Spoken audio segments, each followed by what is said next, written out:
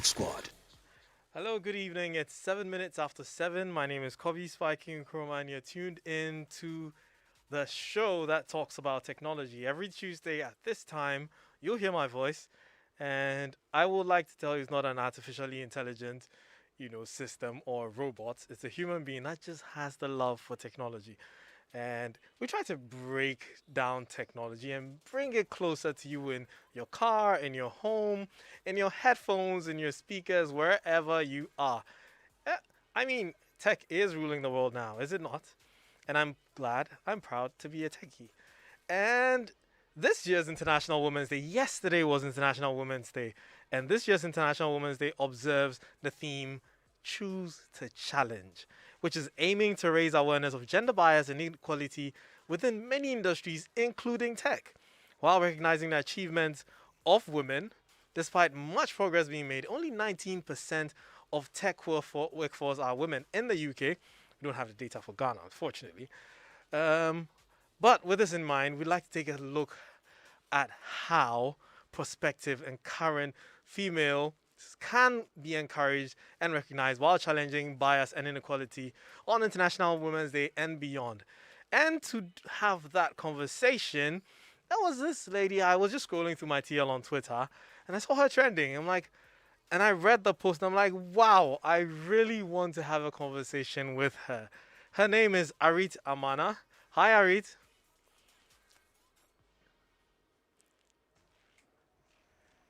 One second. Let me see if I can. How you doing? I'm doing fine, thank you. Great. I hope you can hear me. I can hear you perfectly now. Great. Yes, yes. So here I was scrolling through my TL, and then pops up a post that said that you started learning how to code 3 years ago, and you turned 40, and this is. And I'm like, wait. Hold up. So she didn't start the tech journey from early on, as most of us techies are. She just fell in love with it 3 years ago, and she's already okay. I need to talk to you. I need you to tell me your story. I don't know much about it. So first off, who is Arit Amana? Well, I am a software engineer Right. currently with a company called Forum, and we are building software to empower communities on the internet with transparency and to help foster thoughtful and intimate connection. Um, I am a mother of two. I have a son and a daughter. I am married. Uh, what else? I'm also very committed to, in addition to my job, which I love and I enjoy, I am also very committed to representing women, particularly Black women and mothers in the tech industry, Hmm. and also empowering women to reach for their tech related goals. I mean, any goal really, but tech related because that's my field. Great. Yeah, so Well, that's good. So you were trending on Twitter last week, and that's how I found you. First off, which part of the world are you, and what made you trend? I think other people would like to know. yeah. It was a very interesting experience, I can tell you that. Hmm. I live in Maryland, in the USA. Right. I guess the area that I live is known as the DMV. So that area where you have Maryland and DC and Virginia kind of all squished together. Right. Yes. And as far as trending on Twitter, that was an interesting experience. I turned 40 last, this is Tuesday, so not last Sunday, but the Sunday before. Hmm. And I just wanted to post something to commemorate the event on my Twitter. I use my Twitter primarily for professional and tech engagement purposes. Hmm. So I just wanted to post something to that effect on Twitter and use it as a moment to encourage. Traditionally and even culturally, there's this idea that when you are older, life has passed you by, Right. basically.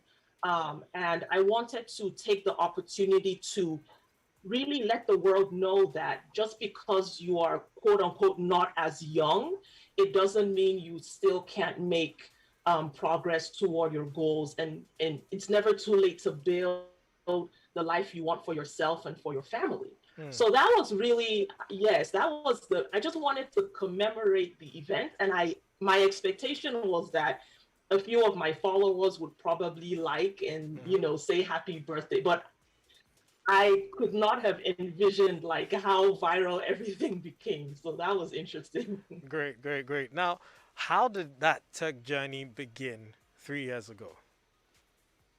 Well, I like how you say 3 years ago because it's true, but it's also not true. Right. So, as far as the 3 years ago, that was when I first enrolled. Like, that was when I decided to formally pursue a career in software engineering. Mm. That's what I would say happened 3 years ago. But for much of my life, I have been involved in tech in Right. some way, shape, or form. So I call it having tech foundations. My father has been a sales engineer for decades. Mm. And so from my childhood, I was exposed to technology. We had the latest tech. We had computers when they first came out. I remember dial up internet when it was installed in our Yeah. house, video games. So I've always been around technology and witnessed the power of technology to improve life. So in that way, Mm. I've been in it for a while. But as far as the skill of coding and pursuing a new career, yes, that started 3 years ago. Mm. So, what pushed you to go into coding? Okay, so at the time, I was essentially a stay-at-home mom. Mm. So I had my son and I was pregnant with my daughter. And I had a small web development agency, at least that's what I called it. And that was just my way of, making something, right? Like Mm. just to have, like we say, have something to hold in your hand. Yeah. And so that agency had me working with local businesses, either solo entrepreneurs or small businesses, using WordPress to build a home on the web. Many of my clients just wanted a website. They weren't looking for anything super fancy, but they Hmm. just wanted a website. So I had been doing that for about two to 3 years. Right. And it got to a point where I started attracting clients that were looking for more complex functionality. Mm. Okay, so either like a particular behavior on their website or some UX UI interactions that I couldn't do with the templates that WordPress provides. Right. And so that was when I really started feeling the handicap of not knowing how to code. The programming language used to build WordPress is PHP, and Hmm. I had no exposure. I had no knowledge of PHP to go into to the raw code and make these changes that my clients were asking for. Mm. So that was when I started dabbling in, like, I was on YouTube and I would take some tutorials. And another one I also used was Codecademy Hmm. and Udacity. And Udemy as well. I was just taking things randomly to see, okay, what is this coding really about? And I loved it.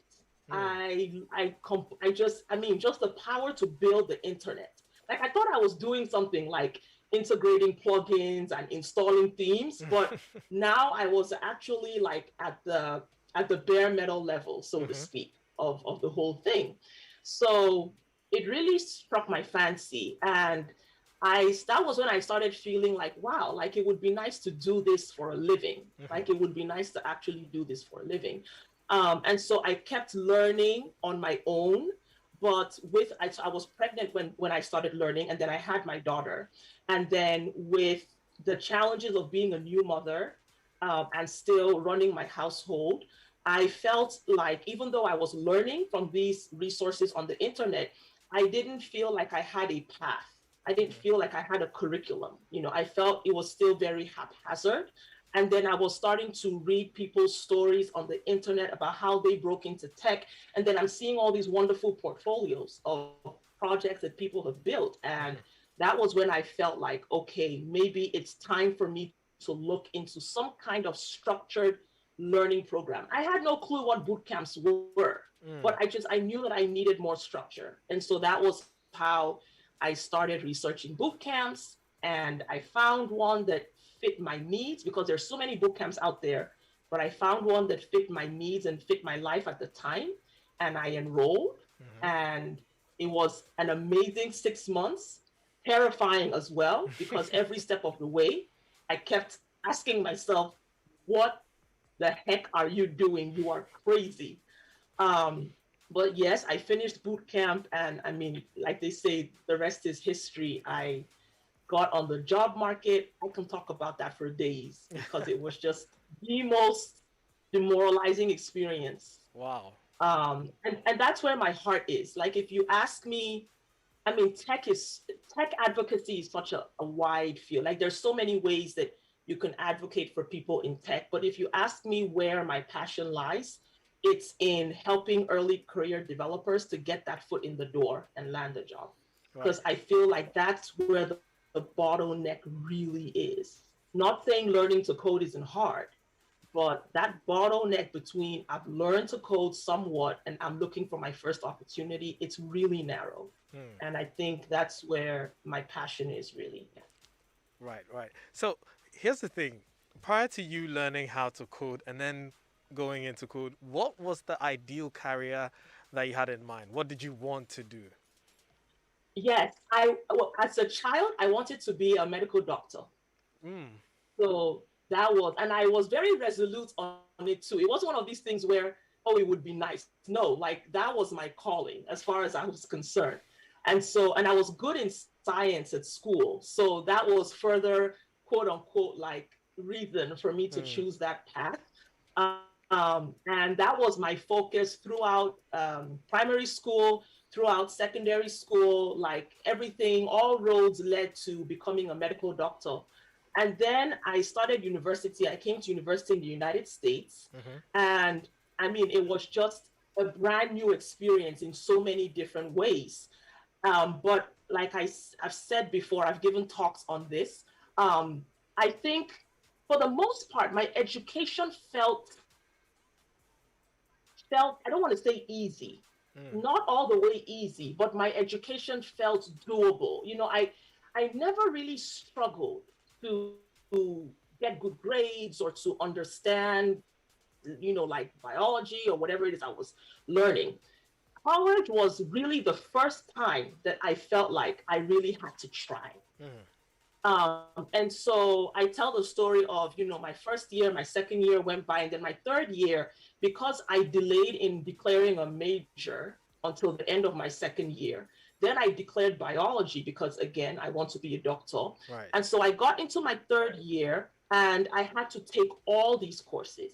I had to take organic chemistry. I had to take microbiology because I had delayed in declaring a major. So I didn't have the opportunity to spread it out at least through my second year. Mm. And so in my third year, I'm taking all of them at once. And of course, I was spread so thin. And so my grades weren't good. Now, with the wisdom that I have now, looking back, I feel like the one of the options that I should have taken maybe was to repeat some classes, Mm-hmm. maybe take an extra semester because typically you graduate in 4 years, but maybe take an extra semester or two. But at that time, in my immature mind, I instead made the conclusion that medicine wasn't for me. Mm. So, yes.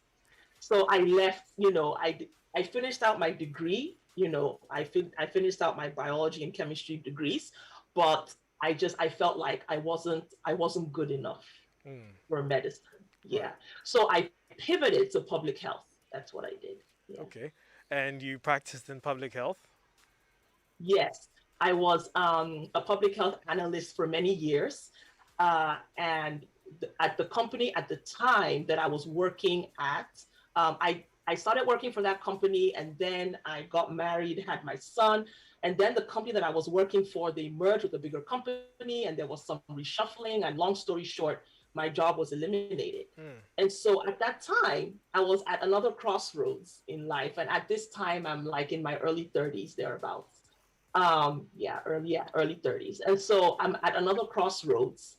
And I decided that I have this young son at home. I think I would like to focus on being a mother.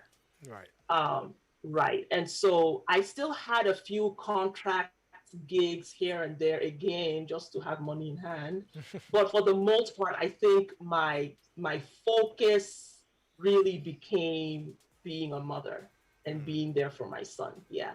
So so I would say for much of my 30s, I would say for the bulk of my 30s, I really focused on being at home and being a mother. But I always had some kind of hustle. I get it from mm. my mother. It's impossible for me to just sit and do nothing. So I always had something going on in the background, but my focus was mothering. Yes. Right. So, why do you think a lot of women shy away from tech as a field of study or work? Yes.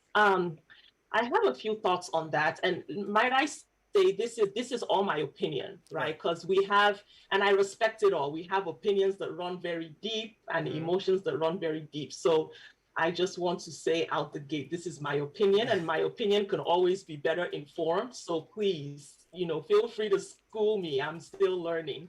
But Mm, I think one of the main reasons is traditionally and historically, tech has been cast as a male field. mm, Uh, right. Like I feel like and it's so crazy how it still persists till today. There's this belief that very technical things are better suited for men mm, and maybe more social or how they say hard skills and soft skills yeah. like speaking and communicating. Soft skills are better suited for women and hard skills are for Mm, men. And I think that's very historical in nature, but it has persisted to our generation today. And so even in very little ways, girls are girls are socialized to view tech as something they cannot do. mm, And it's it's so funny. Okay, like for example, the idea that little girls play with dolls mm, and little boys play with trucks and mm-hmm. cars, right? And so, but now we're living in a technology, we're more technology advanced. And so there's this idea that, oh, little girls maybe are still playing with dolls or coloring books or things like that. But then boys are, building stuff and, being mechanical and breaking things, and. And Mm-hmm. so I think that socialization starts happening from a very early age, and you may not even realize how you're feeding into it, maybe with your children, Right. right? And then you get to the like when you're in school, and again, that mindset persists. And so you see girls, sort of either mildly or even more aggressively being encouraged away from tech careers or believing that they can be engineers or they can be scientists or they can be astronauts. Um, and then that persists. I Mm, have a wonderful friend of mine, Abby. She's the founder of Smart Girls HQ, mm-hmm. and she does amazing work in increasing STEM participation among school age girls. And I remember she has some quote that by the seventh grade, either by the sixth or the seventh grade, only 12% of girls believe that they can be in STEM. Mm, And it drops from like, so it's the study asked the question at fourth grade, I believe, and it was much higher. But then by seventh grade, which is when you're heading into the middle and the high school or secondary school level, the belief that they can succeed in STEM drops so low. Um, mm, so I think that's one of the main reasons. It's this persistent idea that somehow things that are technical and mechanical and yes, things like that are better suited for boys, which is mm. just not true. Right. Now, did this prejudice ideologies affect you when you were looking for a job after you learned how to code? Did people think, oh, you're female and you, as a coder, it would be better suited for men? So some jobs that you went for, you were denied. Did this happen to you? See, it's interesting. I had a very tough job search. I Mm. think I think I applied to. I wish I had kept like actual statistics because then I could share them, but I didn't. But I mean, just from memory, I must have applied to almost 100 jobs Wow. in a 5 month period. I think almost 100. And out of 100 jobs, I only got to three final round interviews. And Interesting. so typically in tech, you have like your first round, which is either an application or a phone screen. And then you have a second round, which is typically like a coding challenge or a technical challenge.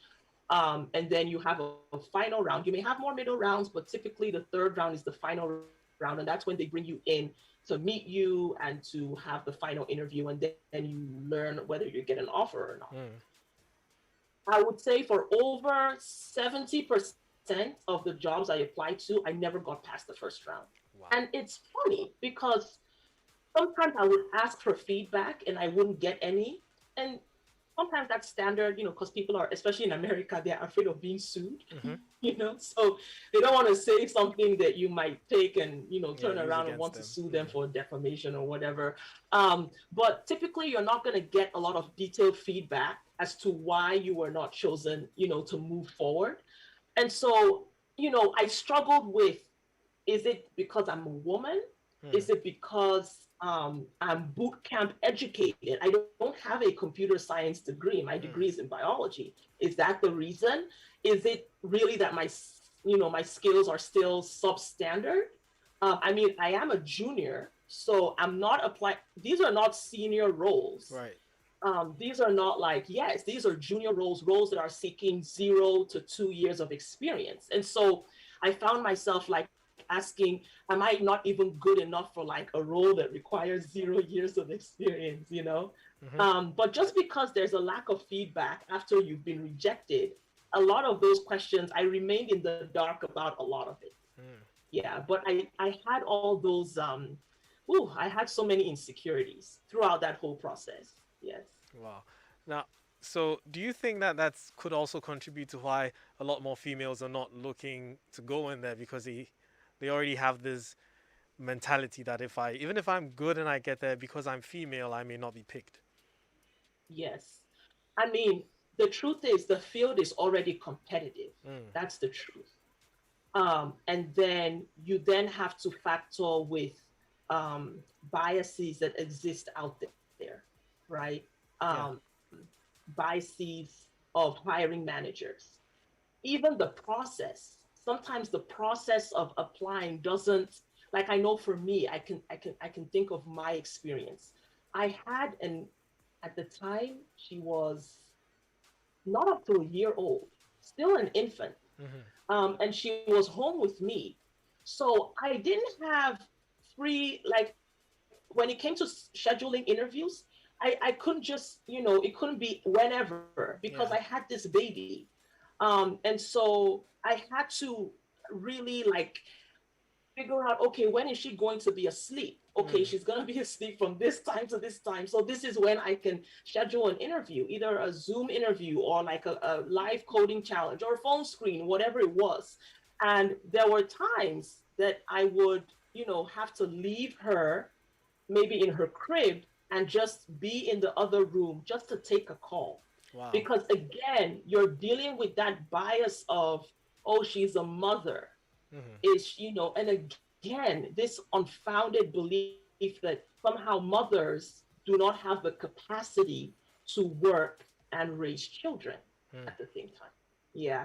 So there's this unfounded fear like, oh, because she's a mother, she's not going to be consistent, or she's going to always be having to leave the office to go look after her kid.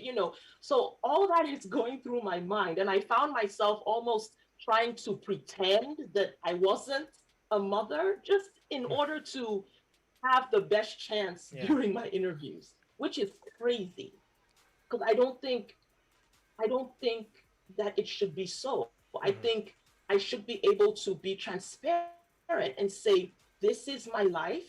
I am qualified for what the job I'm seeking, and I'm pursuing it. But why do I need to deny this entire aspect of who I am just to present a certain image to you that, I don't have? It's almost seen like baggage. You know how in Yeah. relationships you say, oh, they come with baggage. Yeah. Right. Now, considering what you just said, and you had applied to over 100, jobs, you must be very excited about tech to keep at it, because someone would have gotten fed up at 10, maybe even 5, but you went all the way to 100. So, what exactly excites you about tech to keep you that determined?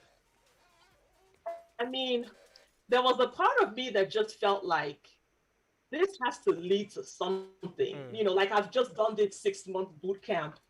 It wasn't the easiest thing in the world.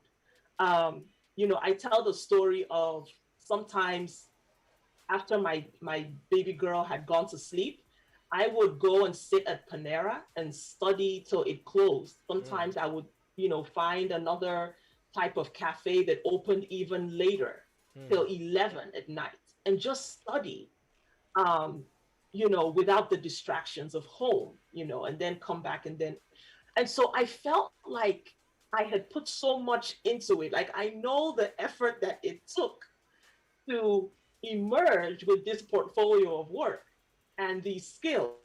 And so I think there was a part of me that was like, I will be damned if I don't make something of this. That mm. was definitely an attitude of mine. Yes, I felt like, no, like it's almost like laboring all planting season and then come harvest, there's nothing. No, like there was a part of me that just didn't want to take it. And so I think that helped with the tenacity. Then, as far as being excited about tech, the truth of the matter is just I call it like the power to build the internet. I Mm, mean, the internet has changed modern life I mean, what else can we point to that has changed modern life to the level that the internet has? mhm, And so just the power to build something that becomes part of that ecosystem, to me, is just amazing. mm, I think of other fields and there's wonderful other fields, other careers, but very few careers allow you to become a part with just a laptop, mhm. with just a code editor, right? And when I say just, I mean, I'm not, even a laptop sometimes can be hard to come by, and I recognize that. But what I'm talking about is when you go, like, for example, medicine, you go to Mhm. school for 80 years. It like, Yeah. but then with tech, you can literally like whether you are self-taught or you do boot camp or a hybrid of the two, you could be job ready in a year or less. Yeah. Yeah, so that's what really like just gets me going about tech. Is there anything you wish you'd known before venturing into tech? Like hindsight, you wish, if I'd known this, I would have done that. Um, I think the one thing that I didn't do that Mm, I wish I did was take networking a whole lot more seriously. So the whole time that I was applying for my first job in tech, I was just hitting the job boards. mm, That was it. I was just Indeed.com, Monster.com, all the job boards. I was just hitting and just sending out my resume and tweaking, like writing 100 cover letter, But as I have become more of an advocate in the mm, tech industry, I'm really beginning to see the power of networking. And and I think if there was anything that I could do different, I would have taken time to make connections in the tech industry. And when I say that, it's as simple as like I opened my Twitter account primarily to interact with people mhm, in tech. That's really what I use it for, nothing else. mm, It could be as easy as sending a tweet and tagging someone, or if your DMs are open, sending a thoughtful DM, describing, what, like, oh, I'm looking for mentoring or I'm looking to be connected to potential job opportunities. I've heard of so many stories of people who got wonderful positions or made progress in the industry just through connections. mm. And I'm doing that now. But I think when I first started, I felt like, it's just the job boards. The more applications I send, the higher my chances. Hmm. And I think the power of having someone in the room speaking for you can be very underrated. Right. Like I've heard stories of people's resumes making it to the top of the pile just because someone Someone knew them. recommended them. Right. When you mentioned networking for a minute, I thought you were talking about Cisco networking and plugging cables. Sorry. No, it's I fine. mean, It's a tech show, so yeah, Cisco-related naturally, that's where networking, my yes. mind would gravitate towards. Now, Yeah. men are said to be the majority in tech. What do you think this majority needs to be doing to enhance women participation in the tech industry? Okay. What majority? Yeah, the men are said to be the majority in the tech space. Oh, So, what do you think yes, men should yes, be yes, doing to increase the yes. participation of women? Well, this is the thing. I think, I think for the most part, at least in my short time as an Hmm. engineer, I am seeing somewhat of a shift in a positive way. We now have what we call allies, right, in tech, like especially when we talk about women in tech, and then we have allies, which I guess refers to non-women, that have identified, as supporters and wanting to further the cause of women in tech. Hmm. I think though that a lot of times when it comes to men wanting to be supportive, I think the question that they need to ask is, am I doing this to feel less bad? Or am I doing this because I really want to champion women in tech and I Hmm. really want to champion the cause? Because if it's about feeling less bad, if it's about like, oh, maybe there's been ways that I have been a hindrance to women in tech, in either in my job, or maybe you're more senior and you've had the power to hire. I think feeling bad about it may be a good start, but I think a lot of men stop there. And so what happens is you end up doing some token, maybe you attend a women's conference, or you end up doing something really token and really surface, and it's more about assuaging your feelings. Hmm. And it's not really about becoming an advocate. And Right. so I think that's the question that men in tech need to ask. Is this more about making myself feel less bad? Or am I really ready to align myself both publicly and in my little corner of the universe? Am I really ready to align myself? Because when you get to the next level of aligning yourself with empowering women in tech, it may cost you. Hmm. It may cost you. And I think that's where a lot of men fail. They fail to rise to the level of advocacy that they may suffer in some way. You may lose some clout among people that you've always enjoyed clout. Um, I mean, there's other ways, but that's really where the rubber meets the road, is making it less about you Hmm. and really making it about women in tech and supporting initiatives. Another thing I also want to say is there are different ways to support women in tech, and some ways, truthfully, are easier than others. And so I have nothing against, I love conferences, right? I love the opportunities that they can produce, and even just the community and the camaraderie. But the reality is, real change comes from power. Hmm. Real change comes from power, comes from positions of authority. And so, even though these things are a good start, like having more women in tech jobs, or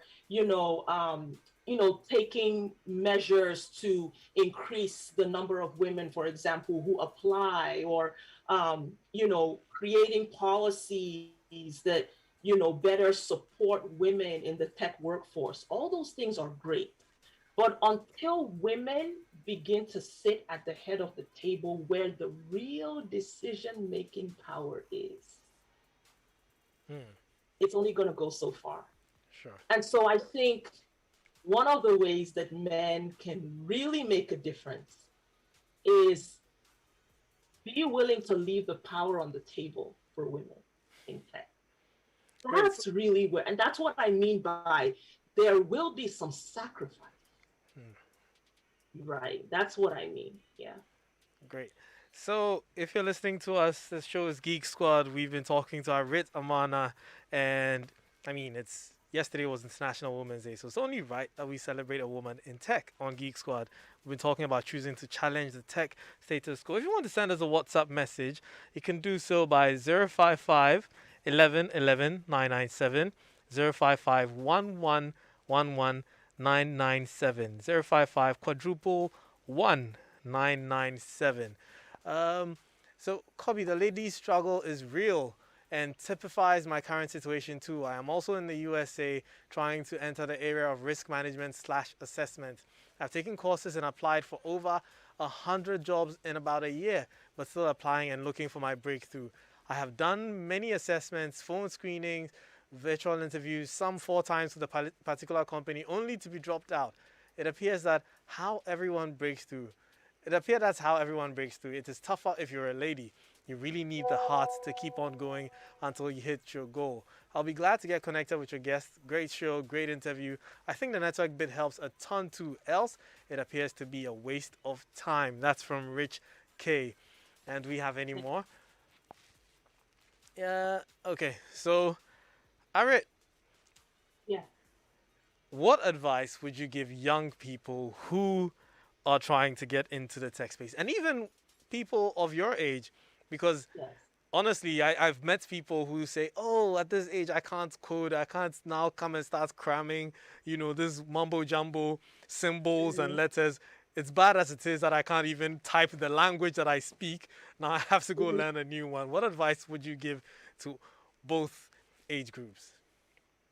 Yes. I think, honestly speaking, I I mean, I can say it this way, everyone needs to be in tech, Mm, right? Because tech serves humanity. And so humanity needs to be represented in tech, right. right? The people who are building the tech need to be representative of the people who will benefit from the tech. And so, for that reason and many others, I really believe that diversity and inclusion in tech really just need to keep being championed, and we need to have all sorts of people in Right. this. Um, as far as breaking in, oh, this is the thing. There are a lot of break into tech stories, mine included, right? Mm-hmm. And the thing about a story is it's already happened, Yeah. right? And so you're speaking from a position of having done it. And when you listen to these stories, they sound very sexy. They Mm-hmm. sound very like, wow, wow, wow. The reality is the road there is very, I mean, just very windy, Mm-hmm. and it's also very unique. And so it's wonderful to be inspired and encouraged by people's stories. But when it comes to yourself, you need to search and discover what is your motivation. Now, let me say something about passion, because people talk about, oh, you need to be passionate, you need to be passionate. Passion comes and goes. Mm-hmm. I don't think that should be the number one reason necessarily that you decide to pursue a career in tech. It's helpful in providing motivation to study, past something that's very difficult to understand or to keep going. It's helpful, but I think it's overstated, Mm. right? I mentor several women, and I spoke to one of them recently, and she was like, I just want to make more money. And I told her, I said, if that is your only reason, it is good enough. Mm. I think we set ourselves up when we feel we need to have all these things in place first. I need to have passion. I need to have love. I need to have, no, like if it's just to make a better life for yourself financially, that is good enough. Mm. And so I think tapping into your real reason, don't try to be like anybody else. You might see me speak the way I speak. Don't feel like you have to feel how I feel to the depth that I feel it in order to feel like, you are worthy or okay, I'm ready to start this journey, right?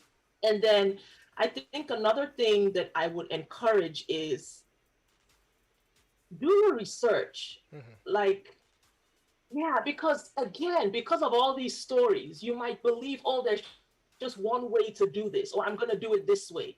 Do your research. Um, Reach out on social media.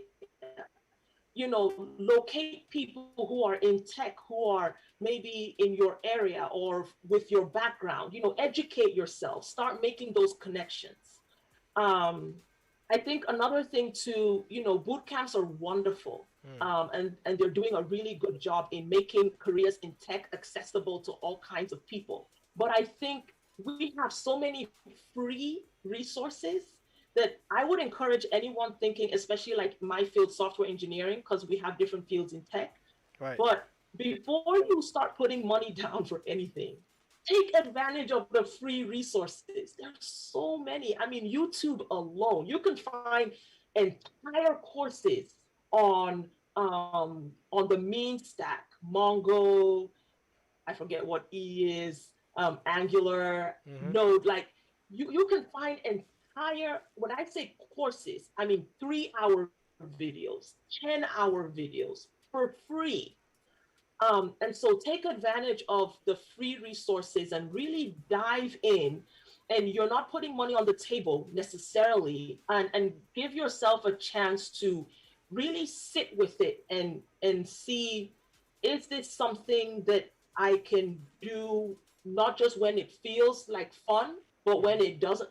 What the bane of my existence is errors. I like when I code, everything just works. It's Mm. money, just flows. And like till today, I've been 2 years in the field now working professionally. I still feel so bad when an error message pops up. I hate them. I hate them.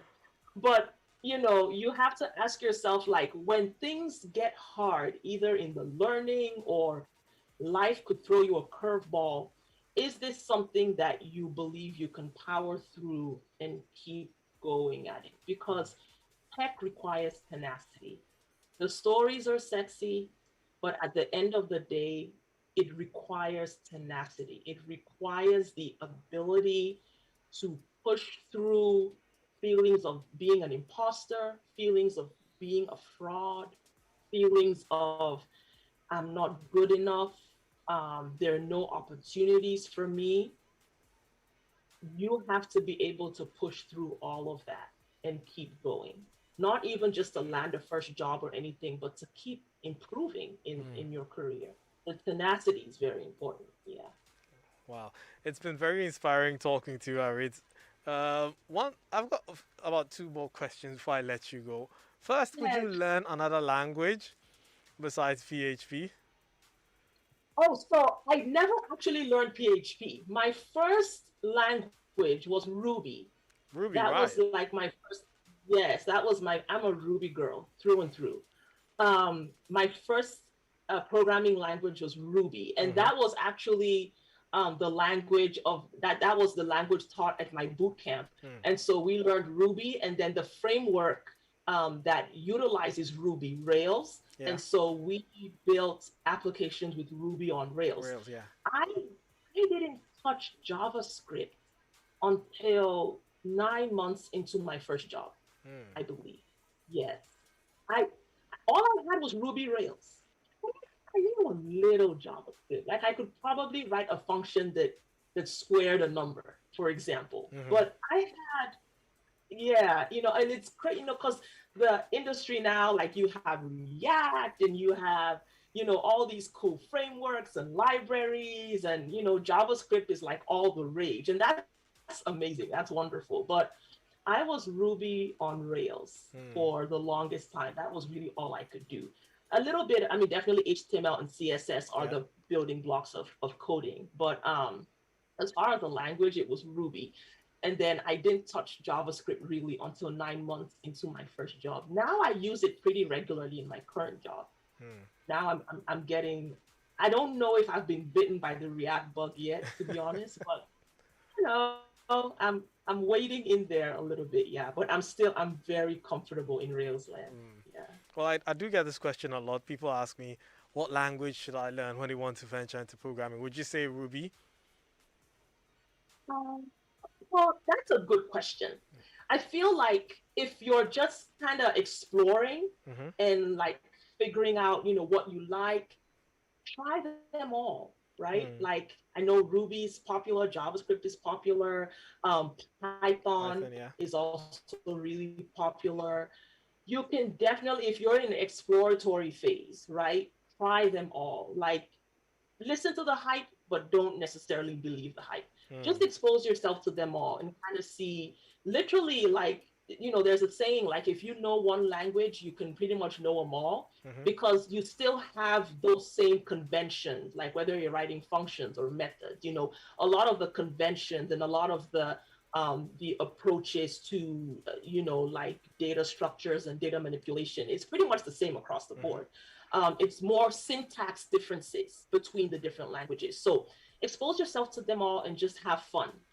Now, if the question is, what should I study to be the most marketable? Then if I were to pick, I would say a combination of Ruby and JavaScript. Right. Because what I see in the industry thus far, I think those Python a close second. So I would put Ruby and JavaScript on top, and then Python. Python, the way I see it used is, I mean, machine learning is like taking off, like Mm-hmm. just crazy, like big data, machine learning, data analytics, data science. That's really where I've seen Python lives. Not so much now when you talk about web development, right? Mm-hmm. That's more the Ruby and the Ruby and yeah. JavaScript. And I'm a web developer. Like for example, Mm.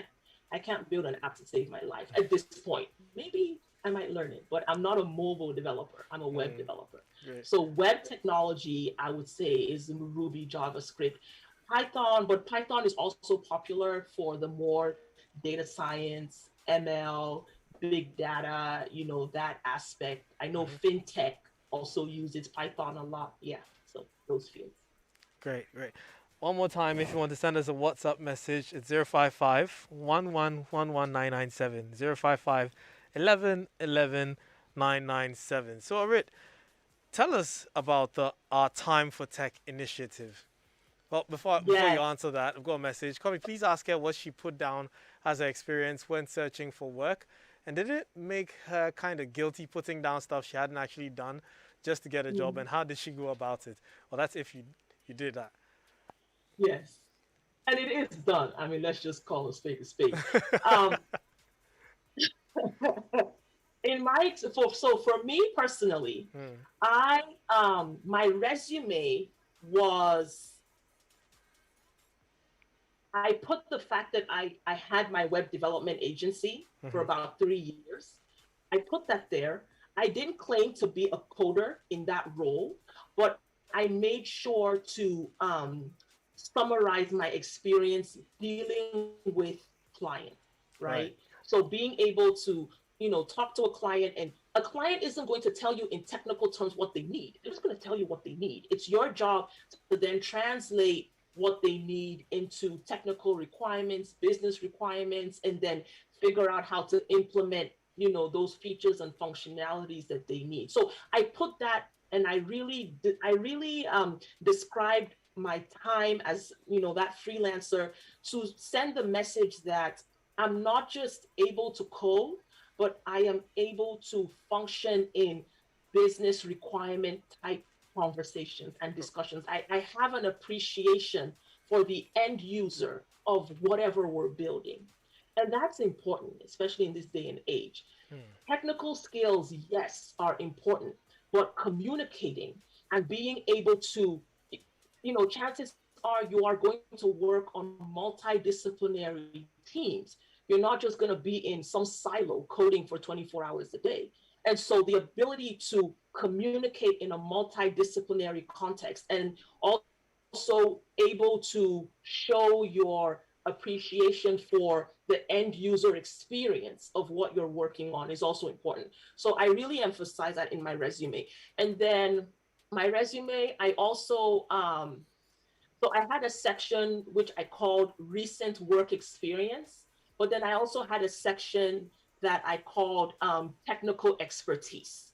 And that was where I described all the applications that I had built as part of my boot camp. Mm. So I described the application, the purpose of it, the tech that I used.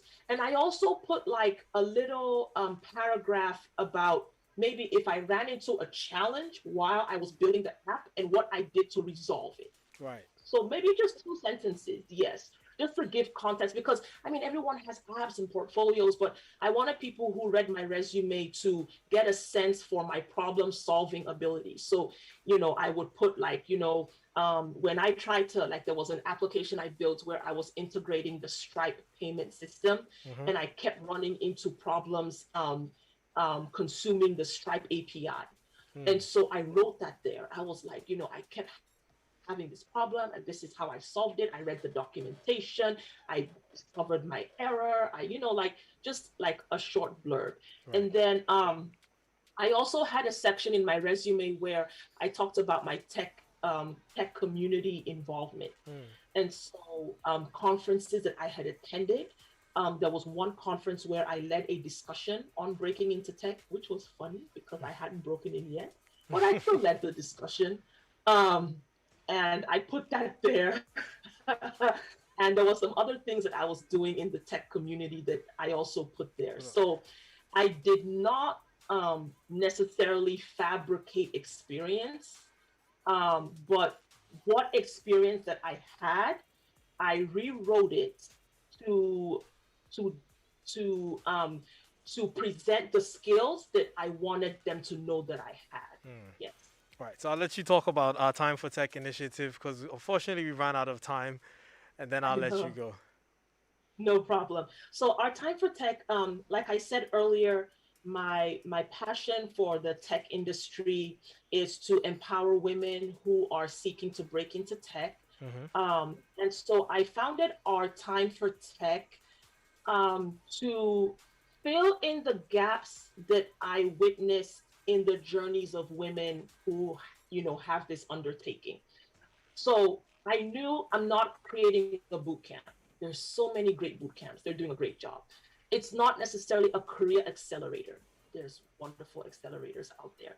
But I felt like the gaps in women's journeys had to do with mentoring, and even in mentoring, structured mentoring, mentoring with milestones, mentoring with goals, clearly defined goals, uh, time bound mentoring, right? Because you do have the mentoring where you can check in every 2 months and you could go on for years. Mm. But I was looking to provide a more structured approach to mentoring, and also to provide programs that have very specific goals in mind. So we have two tracks right now: Code Collab and Better Prep. The Mm. Code Collab track is for early career developers who want experience building applications as Right. a team. With early career developers, we're typically building apps for our portfolios, and we're the only builder. We are the judge, jury, and executioner. I mean, we call the shots on every single thing. And working as a team is very different. Mm. You have Unfortunately, to. we've run out of time. If Oh, you're okay, I'm listening and you sorry. want more information about what Arit is saying, her handle on Twitter is at Arit Amana. And Arit, thank you so much for joining us. And I wish we had so much time to continue this conversation. I will connect with you on Twitter and then we can engage other people who are listening. Um, the news is up next. And sorry for taking your time. I'll just throw the ball to you, pass on the baton. My name is Kobe Spiking Nkrumah. Catch you next week on another episode of Geek Squad. Welcome to the headline news at 8 with me and Esmin. A rescue operation is still underway at Apam with the hope of retrieving more bodies from the sea. Traditional authorities at Apam are also performing rituals to back the rescue party in their mission. 12 persons lost their lives when they went swimming on Sunday. Correspondent Richard Kojinyaku